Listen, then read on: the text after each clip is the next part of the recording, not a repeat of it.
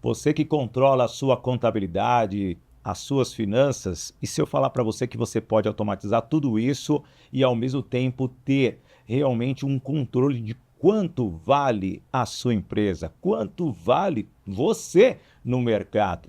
Você vai aprender tudo a partir de agora num podcast inesquecível com o Vitor Tedeschi falando da contabilidade 5.0, agora no nosso Business and Connections.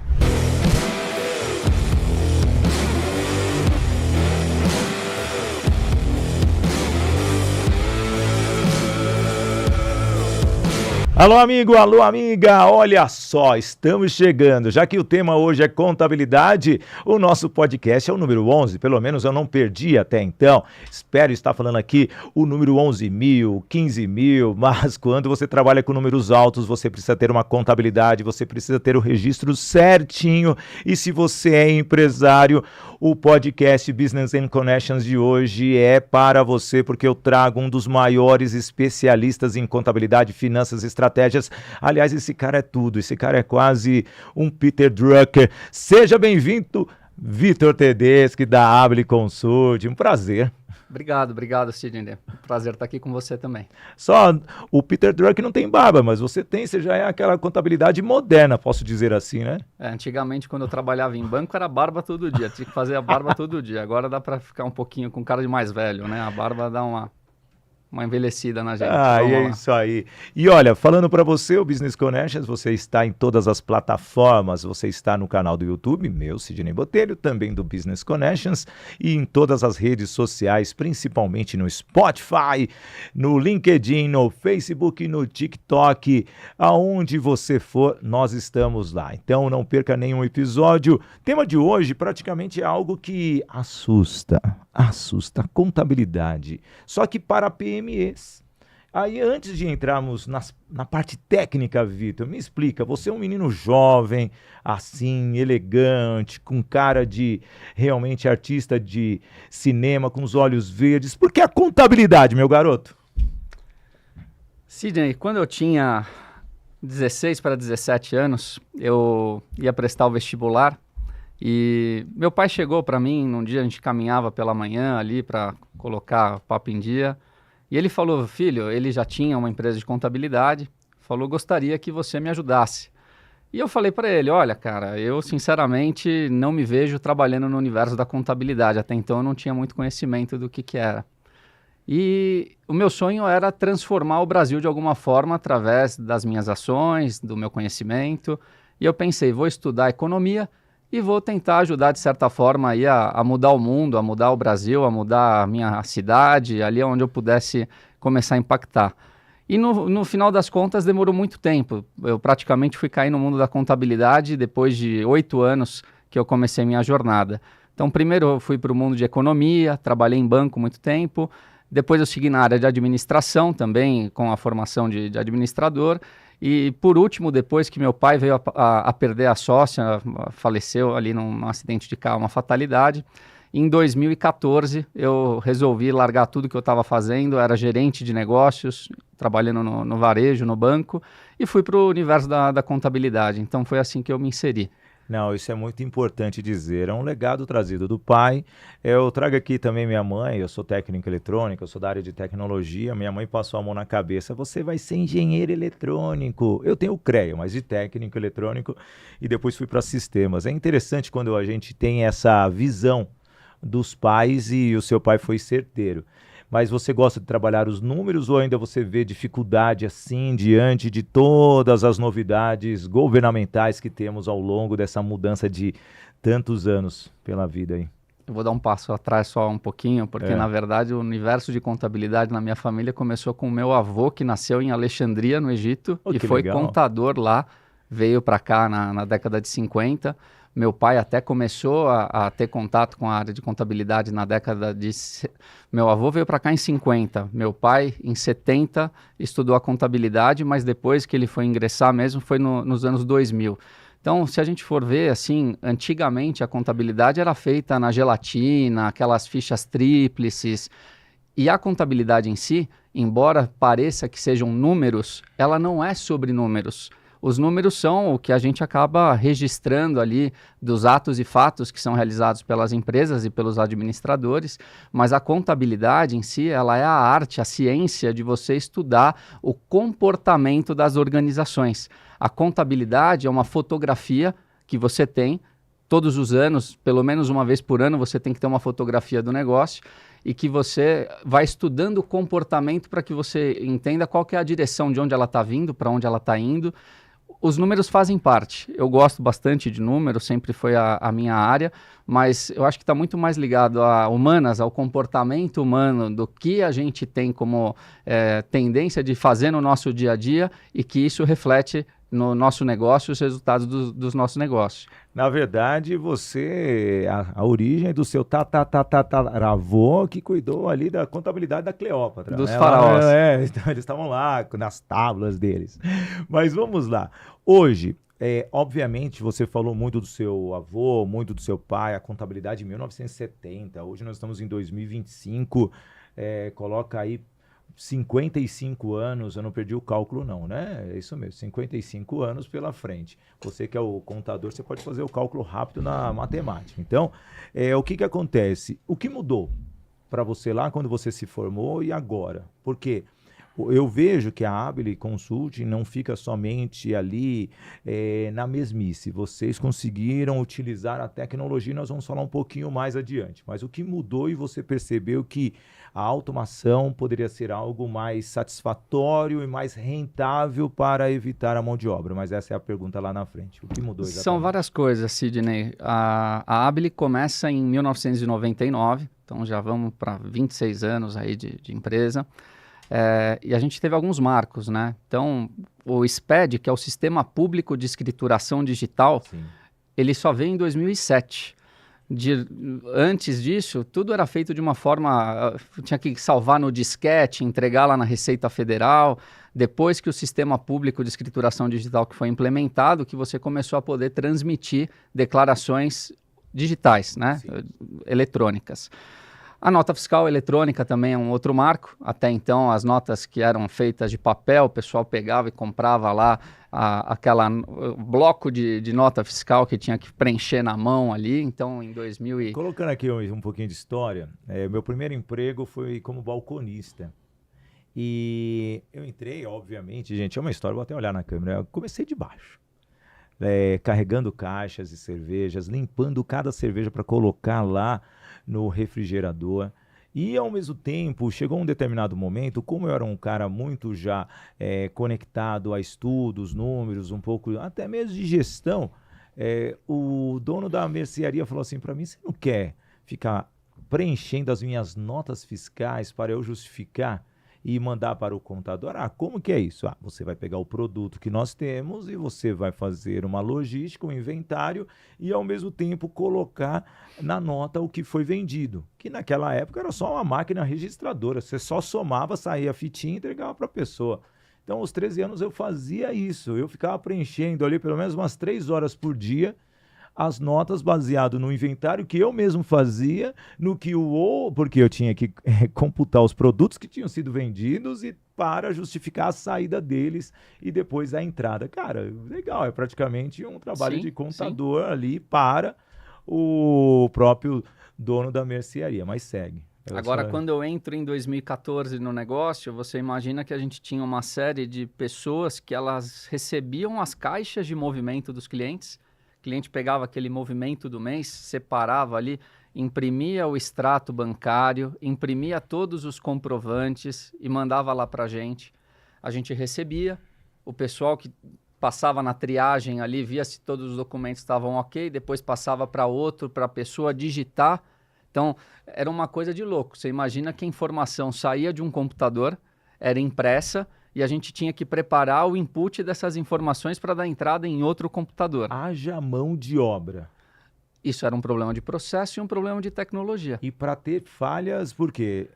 Gigantescamente, porque você tinha que conflitar, né, as informações muitas vezes que estavam no banco, o que chegava já impresso dentro de uma caixa e muitas vezes talvez o dono da empresa não sabia nem quanto que ele estava gastando, quanto que ele estava ganhando, porque quando via o DARF, ou DAS, o que seja, tinha que pagar. São duas óticas que a gente pode ter. Tanto a empresa que tem uma dificuldade de organizar as informações, como do nosso lado aqui também, a gente tinha que ter uma estrutura muito grande de pessoas que revisassem, né? Porque eu não ia colocar uma pessoa teoricamente sênior para digitar um documento, Não, né? Cara crachá. Agora, para confiar de que aquele cara crachá que o estagiário fez estava certo, passava por um analista e depois o analista fechava lá a contabilidade, passava para um gerente, um coordenador, para poder passar ali para o cliente no final. Então, esse ciclo da operação ele era muito maior. Nosso tempo, a linha do tempo ali, a timeline era horrível, cara. Então, quanto mais tecnologia a gente tem, hoje, por exemplo, você tem os sistemas integrados, então o cliente tem que trabalhar dentro de um sistema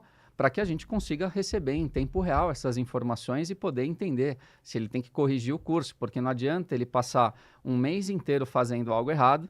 Depois, no mês seguinte, ele disponibiliza essa informação, eu levo mais uns 10 dias para analisar essa documentação, para dizer que ele está fazendo algo errado que já passou há 45 dias atrás. E praticamente o mês já foi. E vou falar para você, tudo isso depende de comunicação. Veja, o analista, antes de ter passado pelo estagiário, antes o cliente pode ter uma equipe também ineficaz. Se não houver uma comunicação assertiva, o que acontece? Pode ter um travamento. E é justamente que agora eu quero falar da Voice Training, Escola de Oratória e Formação de Palestrantes, para você trabalhar a oratória, trabalhar a comunicação interna e até a comunicação não violenta dentro da sua companhia. A gente tem esse trabalho único e executivo dentro das companhias. Então, a Voice Training vai treinar o seu executivo, vai treinar justamente você para que consiga passar informações sólidas para as empresas parceiras. Então, está aqui o QR Code na tela, que é um treinamento de comunicação dentro da sua empresa. A Voice Training tem esse treinamento único e fácil para você. Nós não vamos robotizar, nós vamos sim deixar você numa comunicação humana, fazendo com que todos entendam a equipe por completo. Quando você percebeu isso, Vitor, tá lá totalmente esse desgaste. E hoje, quando você percebeu que poderia automatizar todo esse processo? Aliás, eu já vou deixar como nós estamos falando de uma empresa que traz um legado, como foi convencer papai a automatizar tudo isso? Não, de certa forma, com o Humberto foi muito tranquilo, porque o Humberto, antes de empreender nessa área de consultoria em gestão, ele tinha sido executivo de uma grande multinacional, que foi a Unilever, onde ele foi presidente nos últimos 5 anos, antes de abrir a Abele Consultoria. Inclusive, essa experiência foi no Chile, onde eu tive a oportunidade de morar 5 anos fora. Então, assim, a gente sempre teve, de certa forma, muita facilidade com tecnologia. Sim. A dificuldade, de certa forma, não é interna, mas é muito mais a resistência do empresário. Hoje a gente fala que tem mais ou menos 22 milhões de CNPJs no Brasil, onde 75% disso são microempreendedores individuais. 95% são pequenas empresas, micro e pequenas empresas. Então, sobra pouco para que a gente consiga enxergar de que existem empresas com condições de investir numa infraestrutura, né, em tecnologia, em sistemas que permitam que possa integrar essa informação. Então, o que a gente enxergava desde o início era o nosso público eram empresas grandes e que tinham facilidade para fazer, mas as pessoas eram resistentes ao processo. Então, assim, a empresa disponibilizava a tecnologia para os funcionários, mas os funcionários tinham dificuldade de entender que aquele processo precisava seguir daquela forma. Eu, enquanto gerente de banco que eu trabalhei, o meu objetivo, de certa forma, também era conseguir reduzir o tempo da fila, né? Sim. Então, quinto dia útil, dia de pagamento, aquelas filas quilométricas, e eu como cuidava... no mês de maio, quase. Eu, como cuidava das empresas, tinha um caixa lá que as empresas mandavam lá o motoboy com malote. E o cara, às vezes, ficava 1 hora lá pagando conta, porque o cara imprimia lá todos os boletos, fazia um cheque. Eu sou dessa época, Vitor. Eu era office boy. Eu vou contar aqui pro pessoal essa parte. Segura aí, vai lá, você tá no caixa. Eu acho que o maior drama de qualquer caixa de banco era quando chegava aquela turminha Lá atrás, em 92, 93, depois de balconista, hoje eu estou conseguindo contar minha história, viu, gente? Felizmente. E ali eu fui, ia pagar a conta, então os office boys já colavam num caixa só. E quando não tinha uma fila exclusiva para nós ficávamos na fila, junto com qualquer um. E se 5 office boys, hoje os motoboys, ficassem nos 5 caixas disponíveis, gente, a cara dos outros clientes era sensacional, não é verdade? Né? É isso aí. Eles ficavam horrorizados, porque eram muitos boletos, e justamente tinha esse trâmite. E quando já iam todos no mesmo caixa para ficar trocando ideia, coitado do caixa. Porque ali ficavam quase 1 hora, 2, e realmente era algo interminável. Mas pode seguir nosso caixa bancário, vai lá. Agora você imagina que a dinâmica de trabalho de quem trabalhava num financeiro de uma grande empresa era montar o borderô de pagamento. Sim. E depois que chegava o borderô de pagamento com tudo autenticado, tinha que dar o input num sistema. O meu desafio era visitar cada empresa e mudar o perfil de trabalho do gestor financeiro. Olha, ao invés de você preparar o documento e mandar para o motoboy, você já entra aqui no sistema, você já faz o pagamento. Ao invés de você imprimir o comprovante, você salva o comprovante. E, de certa forma, eu já estava trabalhando para a contabilidade sem estar trabalhando com contabilidade. Eu trabalhava em banco, mas eu conseguia enxergar que o processo do departamento financeiro impactava, seja na fila do caixa, seja na dinâmica do dia a dia dele. Sim. E aí eu comecei a organizar dentro das empresas o departamento financeiro.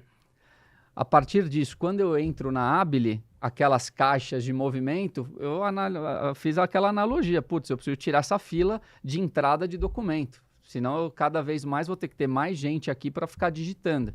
Então, o nosso trabalho foi...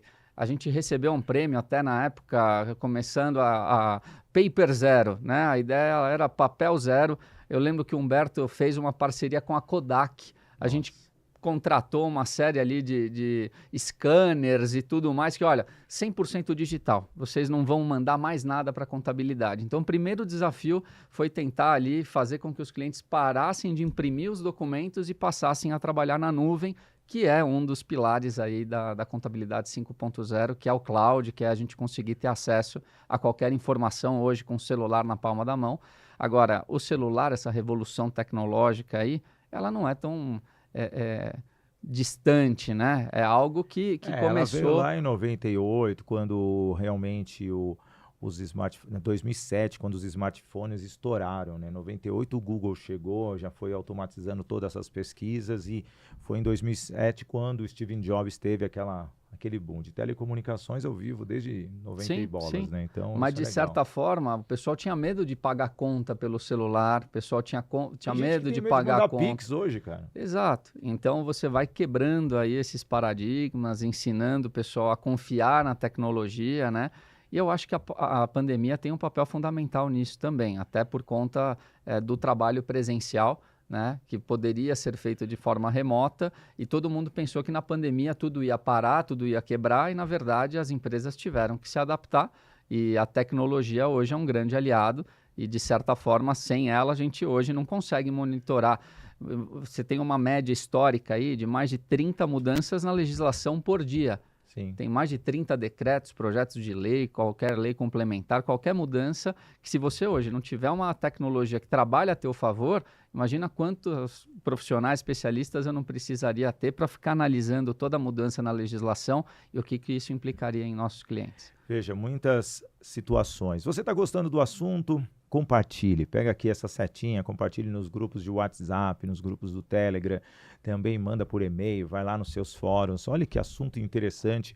Isso que ainda só estamos começando, porque estamos maturando o assunto. Todo esse desenvolvimento vem assim. E o Business in Connections, como eu disse, ele está em todas as plataformas e nós queremos que você participe. Nesse momento, só compartilhando, que eu acho que é o mais ideal para que nós possamos chegar o mais distante possível. Você veio, né? Pandemia, essa automatização em relação até mesmo a cada processo, mudanças, e como como que funciona a sua ferramenta hoje. É interessante saber disso, que talvez muitos outros contadores que ainda têm a cabeça ali fechadinha, você conhece muitos ou não? Os caras já estão abertos assim para o mundo. Não, a contabilidade ela vem se transformando. São 530 mil profissionais de contabilidade. são 100 mil empresas de contabilidade, e a gente sabe de que não são todas elas que têm condições de investir numa infraestrutura tecnológica. Então, assim, por mais que eles pensem e saibam que eles precisam, tem muitas contabilidades que são ex-funcionários de empresas que saem e acabam pegando ali meia dúzia de clientes que eles atendiam e cobram um valor ali acessível para que consiga fazer, justamente por não ter uma estrutura grande, não precisa cobrar um valor tão alto, mas entra a dificuldade de você conseguir investir em tecnologia. As nossas ferramentas, não é a nossa ferramenta, porque a gente não desenvolveu, mas a gente criou um Frankenstein, né? Não existe hoje uma ferramenta completa que consiga fazer uma gestão empresarial, seja qual for o segmento, a não ser que você tenha condições de implantar ali um SAP, um TOTUS, esses RPs aí mais completos e que a gente sabe que é um investimento Mais muito grande. também, né? Mas para pequenas e médias empresas, hoje é muito comum a gente enxergar que existem diversas soluções complementares, cada uma com foco numa solução específica. Então, a gente tem um RP, esse RP é onde a gente processa as informações de todos os clientes, mas ele tem que ser um RP que ele é integrativo, ele tem que se integrar com todas as plataformas de todos os clientes.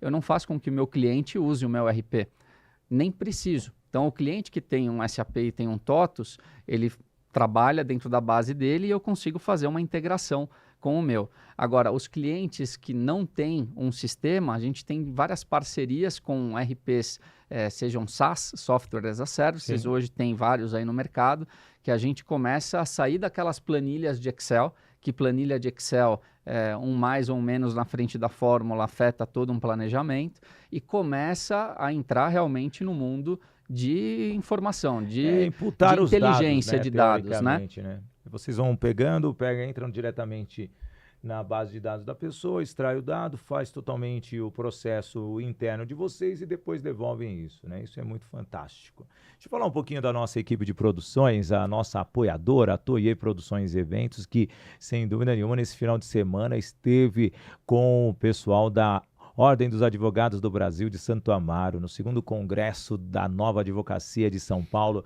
falou muito de tecnologia, falou muito da inteligência artificial e a Toye Produções e Eventos tem toda essa estrutura para realizar o seu evento. Você quer fazer aquele congresso, quer fazer sua feira, você que é palestrante e treinador, tá aqui. A Toye Produções e Eventos tem todo esse expertise de produzir o seu evento desde o início, porque até mesmo o controle de acesso dos participantes você tem através de sistemas que já vão cair diretamente no seu CRM para que você possa depois realizar as vendas. E se você quer realmente uma equipe monitorando para que até mesmo naquele momento do pitch mais marcante para você fazer a venda, a equipe está preparada para criar o melhor ambiente. Então, nada como ter uma produção de eventos eficaz e a Toye Produções e Eventos, que está aqui na tela também, o Instagram Toye Produções e Eventos é a nossa apoiadora aqui do Business in Connections. Não existe negócios e conexões sem produzir um evento. Você, Vitor, hoje, diante desse desespero que teve recentemente, né? Porque a questão, vai ser cobrado Pix, o Pix vai ser uma forma de justificar quanto que você ganha, essa movimentação. Qual é a sua visão em relação à história do Pix que tivemos recentemente, que depois foi revogada pelo governo federal? Tudo que vem novo a gente tende a ter medo, né? A gente tem medo do desconhecido, mas o pessoal viu que isso estava em evidência, mas se estudar um pouquinho mais a fundo vai ver de que essa normativa ela não é nova. É algo que já vem aí desde 2020, que vem sendo controlado. Existe a e-financeira, que é uma obrigação acessória dos bancos, que faz com que o banco tenha que fornecer as informações para a Receita Federal, para o Banco Central, de toda a nossa movimentação, para que se de fato tenha ali uma transparência das informações, que vai trazer um controle e que, de certa forma, isso vai contribuir para que diminua a sonegação ou a evasão fiscal, né? Então, existem práticas de elisão fiscal que você pode utilizar, e elisão é algo legal, você tem que encontrar a melhor forma de pagar menos imposto. Existem hoje formas de que pessoas físicas possam empreender o microempreendedor individual é uma delas, e que o faturamento de R$ 81 mil por ano, ele tem uma isenção de impostos, você paga uma taxa de contribuição mensal. Então, de certa forma, assim, o que eu percebo é de que as pessoas, por terem receio do desconhecido, acabam atacando e criticando. Eu vou me abster aí de opiniões pessoais em relação assim à instrução normativa em si, mas eu sou um grande defensor ali de transparência, de accountability, que a gente chama, Sim, né? De prestação de contas. O pagar imposto, de certa forma, não é ruim. A gente vê tanto país aí que arrecada até com uma carga tributária maior do que a nossa. O problema é o que a gente paga de imposto e a gente não tem de volta. Então, a gente tem que pagar o imposto, mas não tem saúde, tem que recorrer aí a uma plano de rede saúde, privada. A gente não tem educação, a gente tem que correr aí para as escolas privadas também. É claro, existem as suas exceções, eu acredito que existe um movimento de inquietude no mercado e que a gente vai analisar aí o reflexo disso, principalmente com a reforma tributária. Mas é importante que as pessoas entendam de que o errado é o errado, mesmo que todo mundo faça, e o certo é o certo, mesmo que ninguém faça. E, de certa forma, isso faz com que, ao as pessoas olharem para esse ponto, comecem a tomar decisões melhores no seu dia a dia, que vão impactar diretamente ali, principalmente na forma como se recolhem os impostos. Não, isso é fantástico o que você está dizendo e é importante as pessoas entenderem. Já aconteceu também quando entrou a onda aqui em São Paulo da nota fiscal paulista. Se eu der meu CPF, depois eles vão fazer o cruzamento lá na Receita Federal e depois eu vou ter que começar a pagar mais imposto. Como que eu vou justificar que eu comprei esse produto? E só para explicar para as pessoas, existe esse cruzamento mesmo lá na Receita Federal? Temos que nos preocupar ou não? Que existe, existe. Só que eles fecham os olhos de vez em quando, Não fecha de forma alguma. Imagina um estado que precisa cada vez mais arrecadar para poder cobrir os rombos das contas públicas ali. Então, o que eu posso dizer, Sidney? O controle, ele existe. E antigamente, quando não existia tecnologia, por mais que se quisesse fazer um pente fino em tudo, era muito difícil. O tamanho da máquina teria que ser muito grande para conseguir fiscalizar aí 21 milhões de contribuintes, 21 milhões de pessoas aí que empreendem. Agora, é muita coisa para fiscalizar. Agora, quanto mais tecnologia, mais fácil fica você fazer esse tipo de cruzamento. Então, a própria e-financeira que eu já mencionei, os boletos, por exemplo, que a gente paga, cartão de crédito, tirando aquelas coisas que quando você vai no mercado não pede nota fiscal, ou vai num restaurante não pede nota fiscal, mas como é que você está pagando? Ou está saindo de uma conta bancária ou está passando por um cartão de crédito. Sim, e o cartão de crédito também é um meio de pagamento que está atrelado a um CPF. A gente vai ver um movimento cada vez mais de controle, né, do fisco. E acredito que seria muito importante que as pessoas começassem a olhar para isso com bons olhos, assim, e com cuidado, para evitar, porque uma coisa assim, você tem um comportamento no teu dia a dia que dita os teus gastos, e aí entra naquela situação de como é que você declara ali que você ganha 10 mil e você paga boletos que são de 20 mil reais por mês. Então, chega um momento em que cada vez mais está mais próximo para esses números mais baixos um controle. O fisco ele sempre vai priorizar os valores maiores, né? Vamos começar pelas maiores empresas, pelos maiores faturamentos, mas com certeza, a partir do momento em que falou ali de 5 mil reais, todo mundo ficou preocupado, de fato é para se preocupar. Você está falando uma coisa que é importante, quanto mais controle você tiver para você em si, melhor será a forma de você tomar decisões. Muitas vezes as pessoas não entendem o significado do que, eu vou gastar mais em impostos, mas lá na frente talvez você não tenha o benefício, que seria de troca do público para o privado ou vice-versa, mas ao mesmo tempo, quando você precisar valorizar e demonstrar quanto vale a sua empresa, esse controle financeiro e também a justificativa em relação ao quanto você pagou de imposto vai ser justamente a justificativa de quanto vale a sua empresa, até mesmo você, eu estou enganado nesse comentário. Exatamente, exatamente. Quanto mais paga imposto, mais você vale.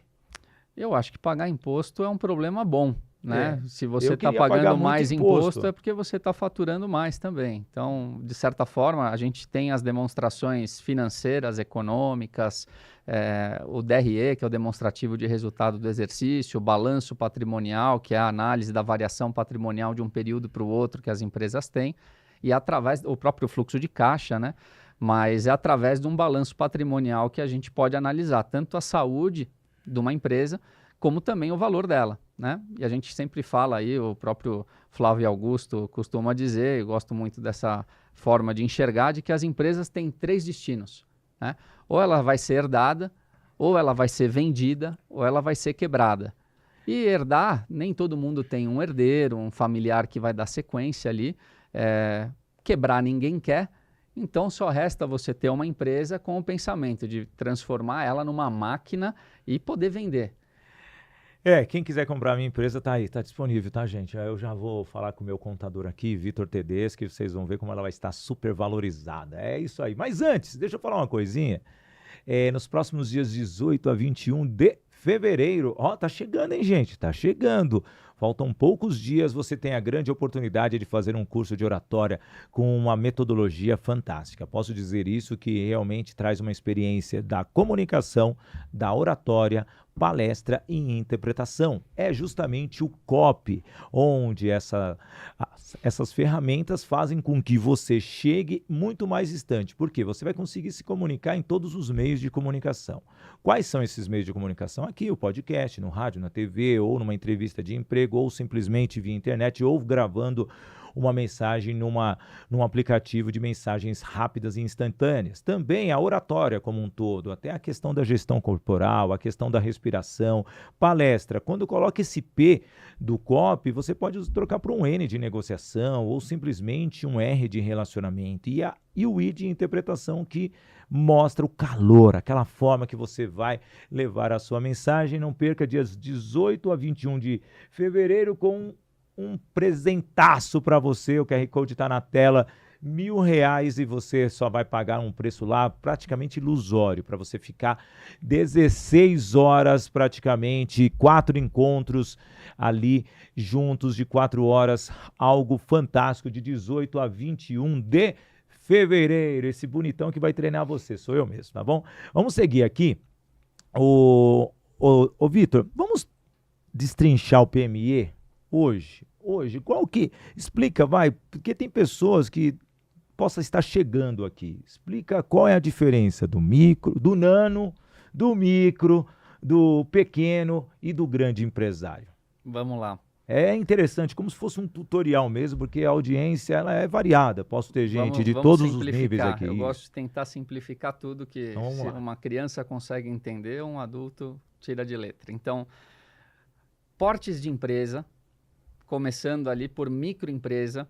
O microempreendedor individual, ele pode faturar até 81 mil por ano. Uma microempresa, ela é determinada por um faturamento de até 360 mil por ano, 30 mil por mês, uma média. De 360 mil a 4 milhões e 800, que é o teto do Simples Nacional, são as pequenas empresas. Empresas que faturam entre 4 milhões e 800 até 72 milhões são empresas de médio porte. E acima de 72 milhões são empresas de grande porte. Então, PMEs são todas as empresas que faturam por ano até 72 milhões de reais, Sidney. Que maravilha. Então, você vê. E hoje, o processo é o mesmo para todos? Que tipo de processo? Assim, de pagamento de impostos, a taxa ela muda, né? Conforme Vamos lá. A alíquota para ser paga, ela muda. Existem 3 regimes tributários no Brasil. Gente, eu estou dando uma aula para vocês aqui. A gente está indo bem no básico mesmo. O Simples Nacional, ele pode ser para empresas que faturam até 4 milhões e 800. Acima de 4 milhões e 800, você tem que decidir ou pelo lucro real ou pelo lucro presumido. Tá. Empresas que faturam acima de 72 milhões por ano, elas têm que ir para o lucro real. Já é uma definição de grandes empresas ali. A forma de recolher então impostos... Então, até 4 milhões e 200, é isso? 4.800, 400 por mês ali de média. Tá, 400. Simples Nacional. Só que uma empresa que começa hoje, é pequena e que fatura... é 6% isso aí? Não são 6%. Ah, tá. 6% é uma alíquota Tá. de serviços no Simples Nacional, Tá. para empresas que faturam até 180 mil por ano. A primeira faixa do Simples Nacional da alíquota de serviço do anexo 3 é 6%. Tá. Quem fatura até 15 mil por mês, na média, ali vai pagar 6%. Agora, existem atividades que são intelectuais. Atividades que envolvem responsabilidade técnica, Tá. engenharia, arquitetura, médicos, e que quando você opta pelo Simples Nacional e você é dessas categorias, aquela Código Nacional de Atividade Econômica, o chamado CNAE, se você tem um CNAE desse tipo de atividade, você tem que ter o registro no conselho regional ali da tua classe. Essas atividades, elas possuem um outro tipo de tratamento. E aí entra uma coisa chamada fator R. O fator R é Que aula, gente, vai lá. é quando você tem uma folha de pagamento, seja o prolabore, os encargos, ou um funcionário, e que você tenha um prolabore, funcionários, encargos, que custe mais do que 28% da tua receita. Então, para cada 10 mil reais faturados, você teria que ter 2.800 direcionados para a folha de pagamento, você pode optar pelo anexo 3. Se o quociente for inferior aos 28%, você é tributado pelo anexo 5, onde o mesmo profissional, a mesma empresa, com o mesmo faturamento, ao invés de pagar 6%, vai pagar 15,5%. Então, você imagina, sair de 10 mil reais para pagar 600 reais de imposto, Sim. você vai pagar 1.500, né? 1.550 de imposto ali. É uma diferença mais do que o dobro. Sim. Então, de certa forma, o que tem que ser levado em consideração é que não importa qual seja o tipo de empresa, qual seja o regime tributário que optou hoje, tem que ser feito um planejamento, tem que ser feito um estudo. E ainda tem que entender sobre essa questão do KINAI e também a sua classe de classe profissional, porque querendo ou não, sai de 6 para 15 é mais que o dobro, teoricamente. Exato. Agora, o que eu gosto de sugerir é que seja feito um planejamento. Vai começar um empreendimento, tem que ter um bom plano de negócios. Tá. O plano de negócios vai definir o modelo societário, vai definir o modelo tributário, vai definir o modelo financeiro, o modelo fiscal, a precificação, o posicionamento. E aí você já sabe qual que é a regra do jogo do começo. Uma empresa, por ser pequena, não significa que ela tem que começar no Simples Nacional. Às vezes até é um bom começo, né? Para começar ali, seja o melhor enquadramento. Agora, imagina uma empresa que vai começar um novo negócio e vai fazer um investimento tremendo ali. Às vezes o lucro real, por mais que seja algo, nossa, mas tem que ter tudo controlado, bonitinho. Sim, mas vai te ajudar a pagar menos imposto, porque o lucro real ele vai tributar depois da última linha do DRE. Você tem lá as receitas, você tem lá os custos, as despesas. Depois de tudo isso, quanto que sobrou? Aí você paga o imposto. E quando você tem despesas pré-operacionais, você faz um investimento, seja num estabelecimento, em estoque, no que você for investir para começar, e você vai ter no teu plano, olha, vou começar a dar lucro daqui 2 anos. No lucro real, você só vai começar a pagar imposto quando, de fato, você começar a dar lucro. Agora, você começa um negócio, investe, coloca um caminhão de dinheiro e vai para o Simples Nacional, você vai pagar imposto. Logo de cara. Ele é uma tabela. Sim. E que os 6% a gente está falando de serviço, né? Comércio é um outro tratamento, indústria é outro tratamento, e que isso, na verdade, quando a gente olha para o 6%, ele é o primeiro da tabela. Pode chegar a 30% no Simples Nacional. Às vezes, empresas que procuram a gente cresceram, começaram faturando 15 mil por mês, daqui a pouco está faturando 100, 200, 300, não passaram dos 4.800.000, mas quando a gente faz um estudo, está pagando mais imposto pelo Simples Nacional do que ou um lucro real ou um lucro presumido. Gente, que aula que eu fiquei até calado dessa vez. Vocês perceberam, né? Gabriel, você percebeu que eu nunca me calei tanto diante de um entrevistado aqui, porque eu não tirei o olho, porque é muita informação e foi muito didática. Parabéns. E justamente quando nós falamos de planejamento, eu trago aqui um outro parceiro nosso, justamente a Toye Treinamentos. A Toye Treinamentos tem o método Agir para Vencer. Primeiro que o empresário vai ter que ter atitude. precisa saber tudo que ele tem que fazer com as ações. E primeiro é realmente ter a base do conhecimento. Segundo, gestão, que aí entra a gestão financeira. Você não precisa saber sobre contabilidade, finanças, você pode ter um especialista, mas você precisa ter uma linha do tempo para fazer o planejamento e ao mesmo tempo acompanhar esse planejamento. Você precisa ter inteligência emocional, que é justamente o I da questão aqui. E ter inteligência emocional nos dias atuais, principalmente para o empresário, é ver aquele sufoco, aquele tsunami chegando e você saber como sair disso. Ter relacionamento. Eu tenho um relacionamento com o Vitor já de quase 2 anos. É um cara espetacular. E fazer realmente com que esse relacionamento seja algo próspero, para finalmente chegar no último R do agir para vencer, que é o resultado. Então, se você agir para vencer, você tem resultado. E tá aí a Toye Treinamentos, levando os treinamentos para a sua companhia. Você quer alavancar, melhorar a performance da sua equipe? Toye Treinamentos lá no Instagram. Vitor, eu sempre gosto de perguntar do empresário, deixando de lado, quem controla as contas lá na sua casa é você ou sua esposa? É uma boa pergunta essa, viu? É só para a gente saber, porque eu vou no lado pessoal. Você não sabe ainda a resposta? Que planejador é você? Que Não. estrategista é você? Na verdade, assim, os dois controlam juntos, né? Mas quem dá a palavra final lá? Ah, mas sempre sou eu, né? É, Sim, sim, senhora. E como que é você, como empresário, agora falando sério, dividir família diante de todas essas novas informações que você adquire? Porque muitas vezes as pessoas pensam que o trabalho é para 100%. E o empresário, ele se equivoca, ele quer ficar ali às 18 horas trabalhando, chega em casa, já quer descansar. Como que é para você, Vitor? Essa divisão, vida de empresário, empresa e família. Eu vou dividir isso em 3 marcos, vai. Primeiro é o nascimento da minha filha, minha primeira filha, Letícia, em 2016. Trabalhava pra caramba, né? Preocupado, primeiro filho, não sabia como ia ser. Trabalhei muito mais do que vinha trabalhando antes, justamente para dar aquele gás a mais para poder proporcionar para ela tudo que eu pudesse. Depois, o segundo marco é o nascimento da minha segunda filha, Luíse,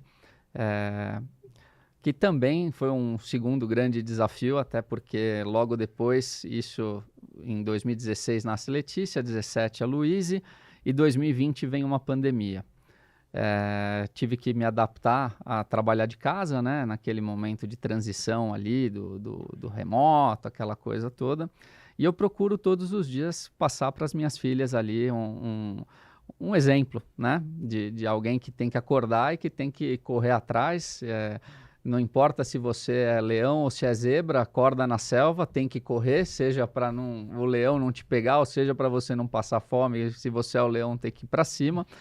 Mas eu acho que hoje é muito mais fácil lidar com a família, principalmente pela pandemia, porque a gente passou por um confinamento ali, onde a gente teve que, de certa forma, estar junto e aprender a estar junto e a conviver com situações de trabalho e rotina ali. As crianças vendo que você está em casa não significa que você está disponível. No começo foi difícil para eu conseguir conciliar aquilo.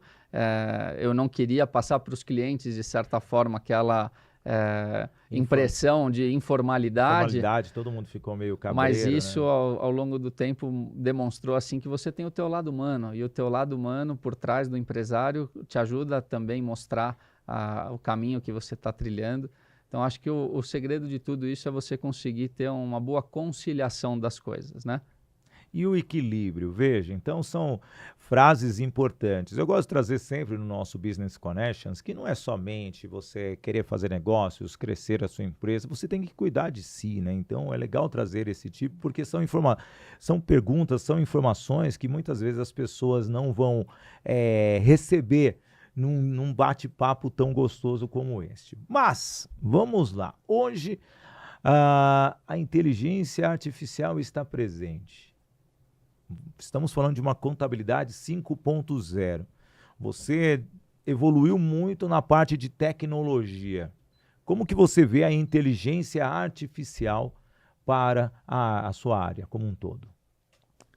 Sidney, quando a gente começa a trabalhar com tecnologias, isso facilita o nosso dia a dia.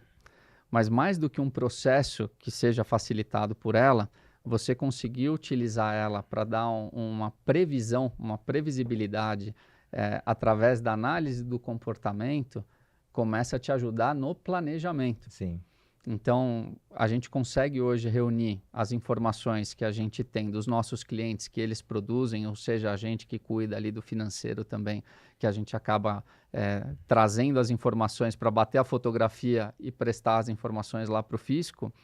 Quando você consegue atrelar a inteligência artificial, a análise ela fica muito mais rápida, a correção de rota fica muito mais rápida e isso permite com que as empresas, quando saem do marco zero ali no começo do ano e determinam aonde elas querem chegar, que mensalmente ou até semanalmente, dependendo do volume de informações, você vai conseguindo corrigir a rota. É como se você tivesse sem tecnologia no escuro, vou sair de casa, né? Vamos usar a analogia do avião, porque o avião, eu acho que é bem próximo de uma empresa. Você tem que ter um cockpit ali, né? Aquele dashboard, você tem que saber se nortear, o que está pegando e todo gestor, CEO de empresa, tem que saber para onde que a empresa está indo e todos aqueles indicadores, seja da área de vendas, da área de produção, da área do financeiro, tudo aquilo se comunicando contigo para você poder tomar essas decisões.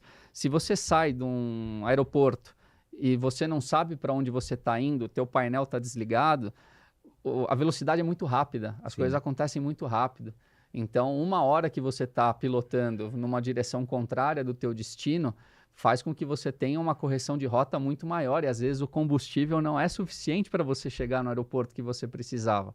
E aí, infelizmente, acontecem tragédias, né? Então, as empresas acabam caindo pelo meio do caminho. Hoje a gente sabe aí de que 6 a cada 10 empresas fecham antes de completar 5 anos e isso é normalmente por falta de gestão, planejamento e controle. 6 a cada 10, antigamente eram pelo menos mais da metade em 2 anos também, então o número está aumentando, né? Assim, pelo menos está diminuindo, querendo ou não, em relação à Sebrae, mas... A taxa de mortalidade sempre foi um complicômetro para o empresário e ainda mais para nós. Trazendo isso, aí você completa a sua informação, isso daí está mais conectado à parte de planejamento ou à parte de, resiliência do empresário? Ou a falta de conhecimento? Não tem Cara, não é uma receita de bolo, né? Mas você pode trazer vários critérios. Você pode ter um bom planejamento. Se você não tiver uma boa execução, não adiantou nada. Porque o bom planejamento depende muito de como você vende. Boa, tá bom, ok. E depois como você entrega. Também. Que se você não tiver vendas e uma boa entrega, você não tem a recorrência e você não tem novos clientes. Equivoca-se aquele também que quer vender e depois não tem mão de obra, ou vice-versa. Aquele cara que só quer viver da recorrência e não sabe como o cliente depois vai continuar ou não. Então, é algo para se pensar. Esse é o planejamento, mas segue aí. É uma informação útil. Mas esse planejamento, ele envolve, vamos fazer 5 forças de Porter. Você tem ali um posicionamento, você está ali trabalhando para aquele mercado. Qual que é o tamanho do mercado? Qual que é o público endereçável? Qual que é o tamanho desse mercado a nível de concorrentes? Quantos concorrentes você tem? Aonde que você vai brigar com eles? Você vai brigar ali por preço? Você vai brigar por qualidade? E como está o mercado também. Também. Mas aí você tem os fornecedores. Que tipo de fornecedores estratégicos e parceiros você precisa para conseguir entregar o teu produto? Quais são as barreiras de entrada desse novo mercado aí? Tem um monte de gente entrando, é um mercado que vai ter um número de competidores muito maior em pouco tempo, que você vai ter que ter diferenciais competitivos, comparativos para poder se diferenciar e competir nesse mercado e crescer nesse mercado. E os produtos substitutos, né? Olha, em vez de comprar sabão em pó, vai comprar sabão líquido, não vai tomar banho, não vai comprar o sabão. Então, para todo o mercado, você tem que fazer um estudo. Sim. E quando você faz esse estudo, você entrou na questão do planejamento, mas o planejamento envolve também uma série de outras coisas, principalmente com a precificação. Porque não adianta você falar que está vendendo muito se você está vendendo mil pregos e que você está perdendo R$1 por prego ali. Não adianta você produzir 1 milhão de pregos com aquele mesmo modelo, você vai perder que só vai aumentar o teu prejuízo. Então, você ajustar a rota, você ajustar o planejamento e fazendo uma boa gestão, um bom controle, eu acho que é um equilíbrio de todos esses aqui. Você tem que ter alguém que esteja vendo a estratégia, que é o quê, para onde nós vamos. Tem que ter a parte tática, como nós vamos fazer isso. E a parte operacional é importantíssima. Mas quem ficar só nessa parte operacional aqui, não vê para onde está indo, com certeza vai acabar ficando pelo caminho aí. Mas a gente ainda volta na inteligência artificial, que é fantástico, porque a gente é legal esse bate-papo, porque vocês veem, na hora que surge um insight, eu já trago a construção, porque uma informação dessa pode ajudar o pequeno, o grande e as pessoas que estão em casa. Vamos falar um pouquinho da Voice Training, porque tem uma mentoria individual que eu, Sidney Botelho, estou oferecendo para você. Você que quer ser palestrante, você que quer ser treinador, você que quer realmente viver esse mundo de treinamentos, infoprodutor, está aí a grande oportunidade. Tem um QR Code aqui para que você seja convocado para uma sessão experimental. Vou te avaliar e realmente você vai aprender técnicas que fizeram com que eu chegasse a palestrar em 18 países e também levar os meus treinamentos para milhares de pessoas. Então não perca essa grande oportunidade de você ser treinado por mim e realmente o plano que você escolher, você pode ter até a minha presença junto com você no palco ali dividindo e a gente falando para centenas de pessoas. Então agende essa sessão experimental, é especial para eu te avaliar, para entender como que você está, para saber realmente em qual plano você se encaixa. Sidney, eu tenho medo só de falar de público. Temos um plano lá de 6 encontros que já vai destravar e de repente você vai conseguir pelo menos dar entrevistas assim sólidas, com frases eloquentes, fazendo com que as pessoas te entendam. Então não perca essa grande oportunidade. Você acha que hoje a inteligência artificial ajuda todo esse processo para vocês lá da contabilidade ou não? Ela faz parte do processo, Sim. ela é um grande divisor de águas, mas tem muita coisa ainda que tem que ser feita no offline ali, né? Você acha que a inteligência artificial pode ter um conflito de tributações em relação a outros países? Porque ela é aberta, então ela pode vir informações de todos os lados. A gente tem um código nacional tributário. Sim.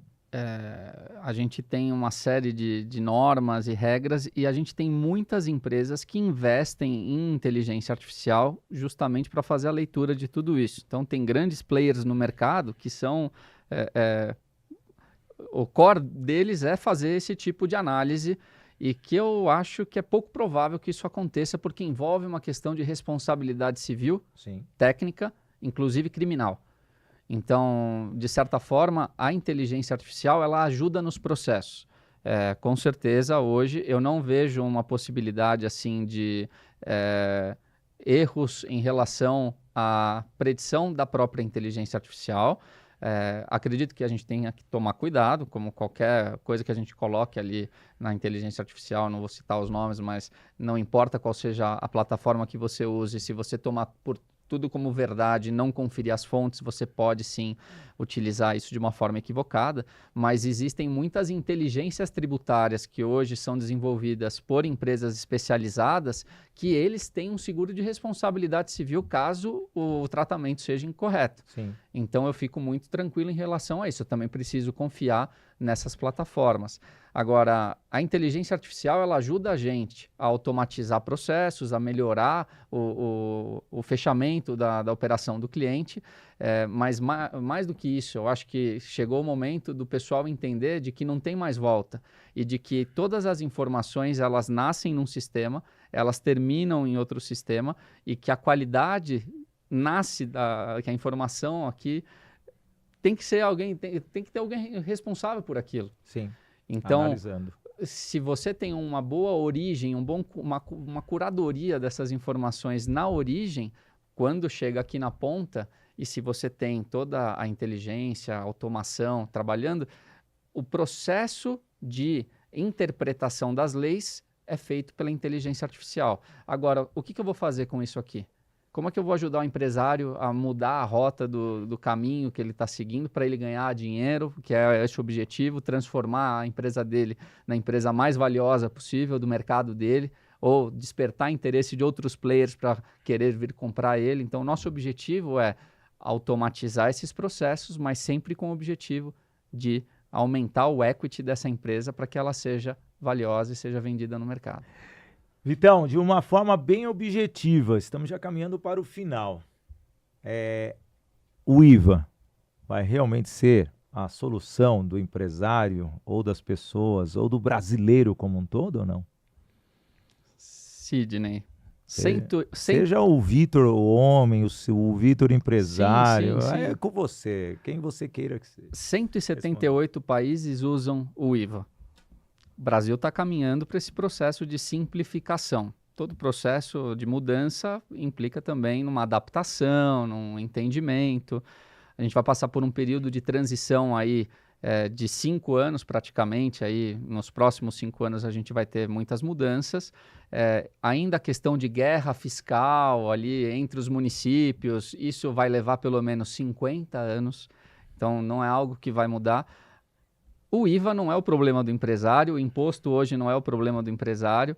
O que o empresário tem que entender é de que todo dia ele tem que olhar para o negócio dele e cuidar do negócio dele para que o negócio dele seja o mais próspero possível. E aí entra em tudo que a gente já falou um pouquinho aqui de planejamento, de gestão, de controle, mas o IVA vem para, novamente, assim como aquela instrução normativa tirou o pessoal da zona de conforto para começar a entender melhor o que fazer, eu acho que o IVA vem novamente para a gente revisar todos os nossos processos, revisar a precificação, se vai ter mais transparência e controle através da e-financeira, através do cruzamento das informações de Banco Central, bancos e tudo mais, está convergindo para chegar um momento onde ou o empresário entende que o negócio é de gente grande, coisa séria, e que tem que preparar um bom planejamento, precificar bem os seus produtos, entender bem o seu público-alvo e conseguir levar o seu negócio adiante, ou o IVA vai ser só mais uma desculpa, porque a pandemia foi uma desculpa para boa parte das empresas que quebraram, né? A empresa já vinha mal, veio a pandemia, então agora eu posso quebrar.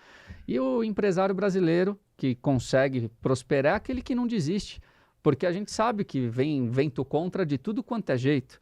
É pandemia, é IVA, é instrução normativa, é governo. Quantos anos você está? 36. Eu sou um pouquinho antes, eu sou da época que você tinha que comprar o açúcar de manhã, porque à tarde ele já estava quase o dobro mais caro. Então, tinha a remarcação do Sarney. Então, Sim. O que você está falando é isso. Vitor Tedeschi, muito obrigado. Que aula você deu aqui no Business in Connections. Para mim, sensacional. Acho que foi um dos melhores programas. Foi bem técnico, mas realmente foi bem humano porque entendemos tudo. Espero que você volte aqui outras vezes. Você gostou de participar? Adorei. Obrigado pelo convite. Espero poder ter contribuído de alguma forma aí, tirado as dúvidas. Eu sei que 1 hora é pouquinho para a gente falar. Se deixar, eu fico falando aqui Não, você foi o sensacional. dia inteiro. E com certeza eu volto. Você já está convidado. E você? O quanto que você calculou de informações, as palavras que podem mudar a sua vida?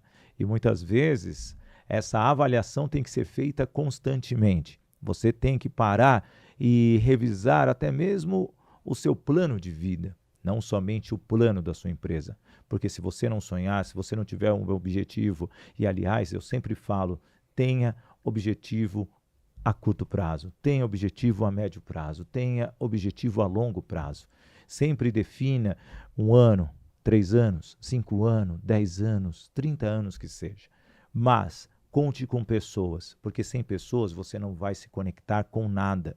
Você não vai se conectar com empresas, você não vai se conectar com pessoas que poderão segurar a sua mão naquele momento que você precisa. Esse é o objetivo do Business in Connections.